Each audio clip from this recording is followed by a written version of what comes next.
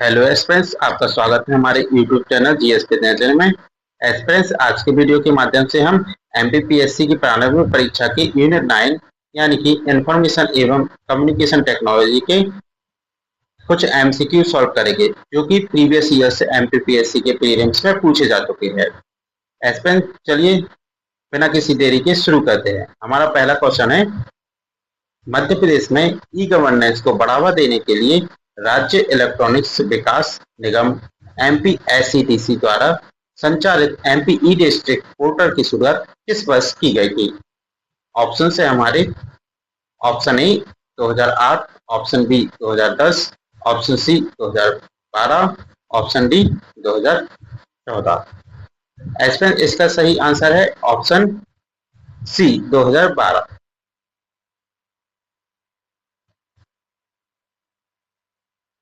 एमपीई district portal Madhya Pradesh सरकार द्वारा नागरिकों को विभिन्न सरकारी सेवाएं जैसे प्रमाण पत्र, लाइसेंस आदि डिजिटल रूप में प्रदान करने के लिए वर्ष 2012 में शुरू किया जाता है। एमपीएसईडीसी का फुल फॉर्म है Madhya Pradesh state electronics development corporation. यह राज्य में आईसीटी और ई गवर्नेंस पहलों को लागू करने वाली नोडल एजेंसी है। एस्पिरेंट्स, नेक्स्ट क्वेश्चन सॉल्व करते हैं। हमारा दूसरा क्वेश्चन है, आर्टिफिशियल इंटेलिजेंस के संदर्भ में ट्यूरिंग टेस्ट का उपयोग किस लिए किया जाता है? एस्पिरेंट्स, ऑप्शन है हमारे, ऑप्शन ए कंप्यूटर की प्रोसेसिंग स्पीड बढ़ाने के लिए, मापने के लिए। ऑप्शन बी है यह जांचने के लिए कि क्या कोई मशीन इंसान की तरह सोच व्यवहार कर सकती है। ऑप्शन सी साइबर सुरक्षा में पासवर्ड क्रैकिंग के लिए। ऑप्शन डी रोबोट के मैकेनिकल जोड़ों की जांच करने के लिए। एस्पिरेंट्स, ट्यूरिंग टेस्ट इसका सही आंसर है ऑप्शन बी, यह जांचने के लिए कि क्या कोई मशीन इंसान की तरह सोच या व्यवहार कर सकती है। एस्पिरेंट्स, समझते हैं ट्यूरिंग टेस्ट आखिर में होता क्या है। यह टेस्ट एलन ट्यूरिंग द्वारा 1950 में प्रस्तावित किया गया था, जिन्हें आधुनिक कंप्यूटर विज्ञान और एआई का जनक माना जाता है। यदि कोई मानवीय जांचकर्ता यह अंतर न कर पाए कि उत्तर देने वाला इंसान है या मशीन, तो मशीन ट्यूरिंग टेस्ट पास कर लेती है। एस्पिरेंट्स, इस इमेज के माध्यम से आप देख सकते हैं कि कोई मशीन जो इंसान की तरह व्यवहार या सोच समझ सकती है तो वह ट्यूरिंग टेस्ट को पास कर लेती है।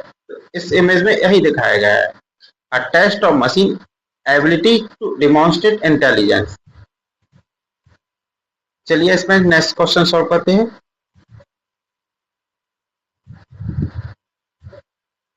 सूचना प्रौद्योगिकी अधिनियम 2000 आईटी एक्ट 2000 की कौन सी धारा हैकिंग और कंप्यूटर सिस्टम से छेड़छाड़ के अपराध से संबंधित है?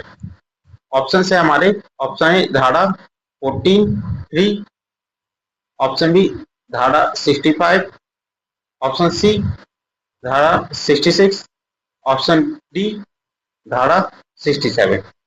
एस्पिरेंट्स, इसका सही आंसर है ऑप्शन सी सेक्शन 66।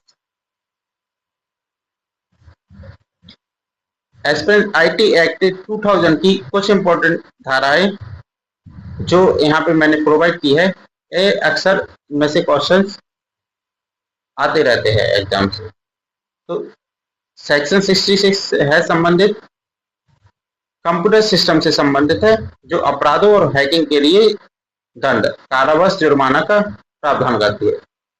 सेक्शन 65 है आईटी एक्ट का, कंप्यूटर सोर्स डॉक्यूमेंट्स के साथ छेड़छाड़ से संबंधित है। सेक्शन 66 डी काफी इंपॉर्टेंट है, कंप्यूटर संसाधन का उपयोग करके धोखाधड़ी के लिए। एंड सेक्शन 67 अश्लील सामग्री के इलेक्ट्रॉनिक रूप में प्रकाशन प्रसारण पर प्रतिबंध लगाती है। चलिए नेक्स्ट क्वेश्चन शुरू करते हैं। इलेक्ट्रॉनिक कॉमर्स ई कॉमर्स में O2O मॉडल का क्या अर्थ है? ऑप्शन है हमारे, online to online, option B offline to online, option C online to offline, option D operator to operator.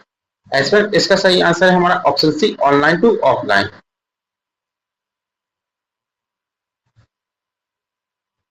Online to offline एक ऐसी व्यवस्था है जो ग्राहकों को ऑनलाइन डिजिटल माध्यमों जैसे वेबसाइट या ऐप से आकर्षित करती है और उन्हें भौतिक ऑफलाइन स्टोर पर खरीदारी या सेवा लेने के लिए प्रेरित करती है। उदाहरण के लिए समझे तो जोमेटो और स्विगी से खाना ऑर्डर करते हैं ऑनलाइन, ओयो या मेक माई ट्रिप से होटल बुक करते हैं ऑनलाइन, बट जब हम उनकी सेवाएं तो हम ऑफलाइन लेते हैं। इसलिए यह O2O का फुल फॉर्म हो गया online to offline. Next question solve करते हैं। रोबोटिक्स के संदर्भ में SCRA का पूर्ण रूप क्या है, यानी SCRA का फुल फॉर्म हमें पता करना है। तो ऑप्शन है selective compliance assembly robot arm, option B है system control automated robotic arm, option C है हमारा super computer and robotic architecture, option D है synchronize control articulated robotic arm. इसका सही आंसर है option A selective compliance assembly robot arm. आइए समझते हैं SCRA आखिर है क्या। यह औद्योगिक रोबोट इंडस्ट्रियल रोबोट का एक प्रकार है जिसका उपयोग असेंबली को पिक एंड प्लेस और सटीक कार्यों के लिए किया जाता है। नेक्स्ट क्वेश्चन सॉल्व करते हैं।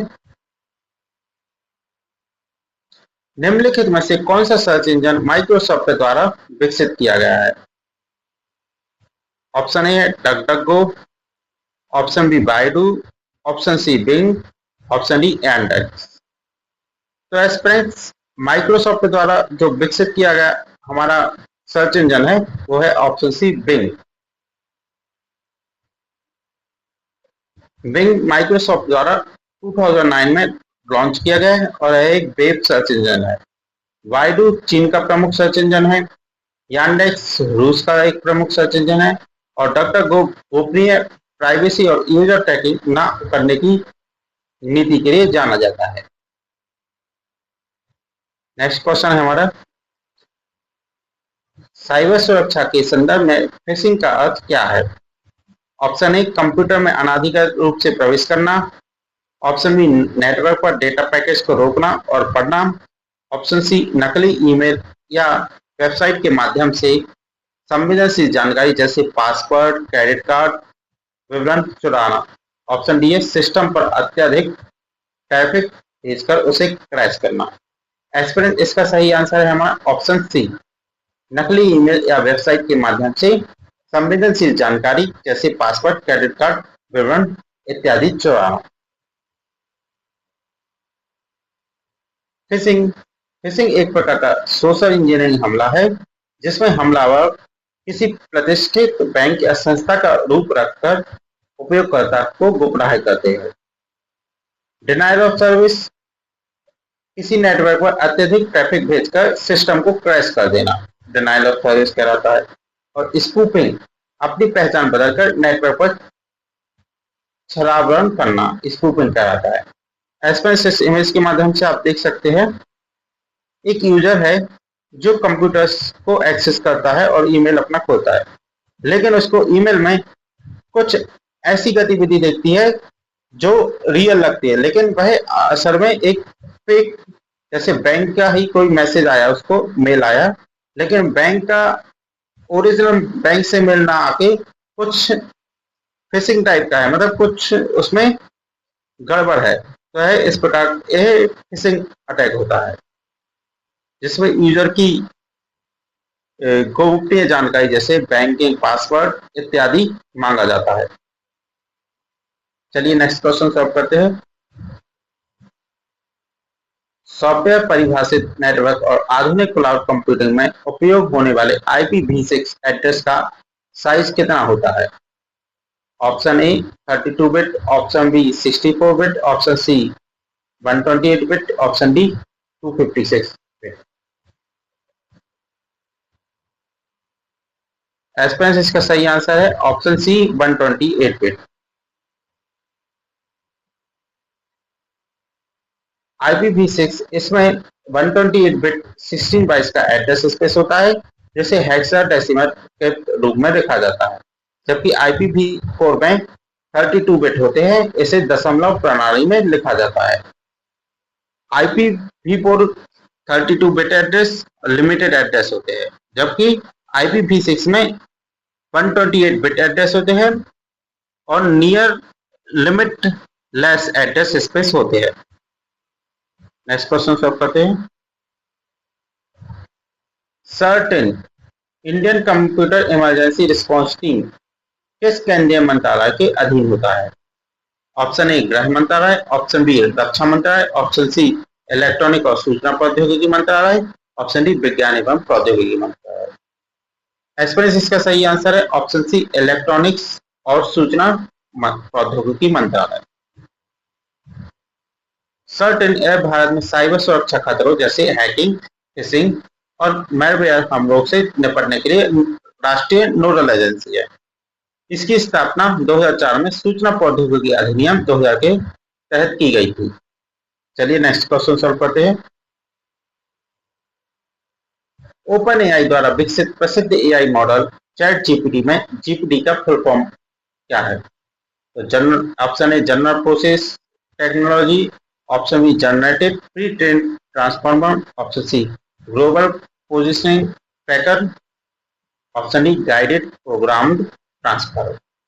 एस्पेरेंस इसका सही आंसर है option B generative pre trained transformer. GPT यह एक लार्ज लैंग्वेज मॉडल आर्किटेक्चर है जो डीप लर्निंग का उपयोग करके मानव समान टेक्स्ट उत्पन्न करता है। इसे ओपन एआई द्वारा विकसित किया गया है, जिसमें जनरेटिव एआई के क्षेत्र में क्रांति ला दी है। नेक्स्ट क्वेश्चन सॉल्व करते हैं। आर्टिफिशियल इंटेलिजेंस एआई शब्द का सर्वप्रथम प्रयोग 1956 में के डार्ट माउथ सम्मेलन में किसके द्वारा किया गया था? Option A Alan Turing, option B John McCarthy, option C Marvin Minsky, option D Geoffrey Hinton. Aspirants इसका सही answer option B John McCarthy. John McCarthy ने सबसे पहले आर्टिफिशियल इंटेलिजेंस शब्द का प्रयोग किया था। एलन ट्यूरिंग को कंप्यूटर विज्ञान में एआई का जनक माना जाता है, जिन्होंने मशहूर ट्यूरिंग टेस्ट विकसित किया था। आइए एस्पेरेंस नेक्स्ट क्वेश्चन सॉल्व करते हैं। राष्ट्रीय ई गवर्नेंस के तहत भारत में डिजिटल इंडिया कार्यक्रम की शुरुआत कब की गई थी? ऑप्शन ए है 15 अगस्त 2014, ऑप्शन बी 1 जुलाई 2015, ऑप्शन सी 25 दिसंबर 2015, ऑप्शन डी 2 अक्टूबर 2016। एस्पेरेंस इसका सही आंसर है ऑप्शन बी 1 जुलाई 2015। डिजिटल इंडिया मिशन की शुरुआत 1 जुलाई 2015 को प्रधानमंत्री श्री नरेंद्र मोदी द्वारा की गई थी। इसका मुख्य उद्देश्य भारत को डिजिटल रूप से सशक्त समाज और ज्ञान आधारित अर्थव्यवस्था में बदलना। इसके 3 प्रमुख घटक है डिजिटल इंफ्रास्ट्रक्चर का निर्माण, सरकारी सेवाओं की डिजिटल डिलीवरी और डिजिटल साक्षरता। चलिए एस्पेरेंस नेक्स्ट क्वेश्चन सॉल्व करते हैं। भारत में आम जनता के लिए इंटरनेट सेवा की शुरुआत किस संस्था द्वारा और कब की गई थी? पहला ऑप्शन ए है हमारा बीएसएनएल 15 अगस्त 1990 में, बीएसएनएल 15 अगस्त 1995, ऑप्शन सी एमटीएनएल 26 जनवरी 1998, ऑप्शन डी सीडेट 15 अगस्त 1997। एस्पेरेंस इसका सही आंसर है ऑप्शन बी बीएसएनएल 15 अगस्त 1995 को। तो भारत में सार्वजनिक इंटरनेट सेवा का शुभारंभ विदेश संचार निगम लिमिटेड द्वारा 15 अगस्त 1995 को किया गई थी। इससे पहले 1986 में ornate education and research network की शुरुआत केवल शैक्षणिक और अनुसंधान संस्थानों के लिए की गई थी। एस्पेरेंस नेक्स्ट क्वेश्चन है हमारा, सेमीकंडक्टर उपकरणों में प्रयुक्त पीएन जंक्शन डायोड का मुख्य कार्य क्या होता है? ऑप्शन ए हमारा धारा करंट को दोनों दिशाओं में प्रवाहित करना, ऑप्शन बी है धारा को केवल एक ही दिशा में प्रवाहित करना यानी रेक्टिफिकेशन, ऑप्शन सी वोल्टेज को बढ़ाना, ऑप्शन डी प्रतिरोध को शून्य करना। एस्पेरेंस इसका सही आंसर है ऑप्शन बी धारा को केवल एक ही दिशा में प्रवाहित करना। पीएन जंक्शन डायोड रेक्टिफायर के रूप में कार्य करता है। यह प्रत्यावर्ती धारा को डिस्ट धारा यानी डीसी में बदलने का मदद करता है, क्योंकि यह केवल फॉरवर्ड बायस की स्थिति में ही कार्य करता है। एस्पेरेंस आप देख सकते हैं डायोड का सिंबल है, जिसमें करंट ओनली वन यूनिडायरेक्शनल, एक ही डायरेक्शन में मूव करता है। एस्पेरेंस नेक्स्ट क्वेश्चन है। एस्पेरेंस इस क्वेश्चन का आंसर आपको कमेंट बॉक्स में देना है, यह हमारा आखिरी क्वेश्चन है। ब्लूटूथ तकनीक निम्नलिखित में से किस प्रकार के नेटवर्क के क्षेत्र में अंतर्गत है? ऑप्शन ए हमारा LAN, option B MAN, option C PAN और option D PAN. LAN stand for local area network, MAN stand for metropolitan area network, PAN stand for personal area network और वैन stand for wide area network. Aspirants हमें comment करके जरूर बताएं कि इसका answer क्या होगा, और यदि आपको हमारा वीडियो पसंद आता है इसे लाइक करें, कमेंट करें और अपने दोस्तों में जरूर शेयर करें, और हमारे YouTube channel GS with Nitin को सब्सक्राइब करें। एस्पेरेंस आज के इस वीडियो में इतना ही, मिलते हैं हम नेक्स्ट वीडियो में। Thank you for watching.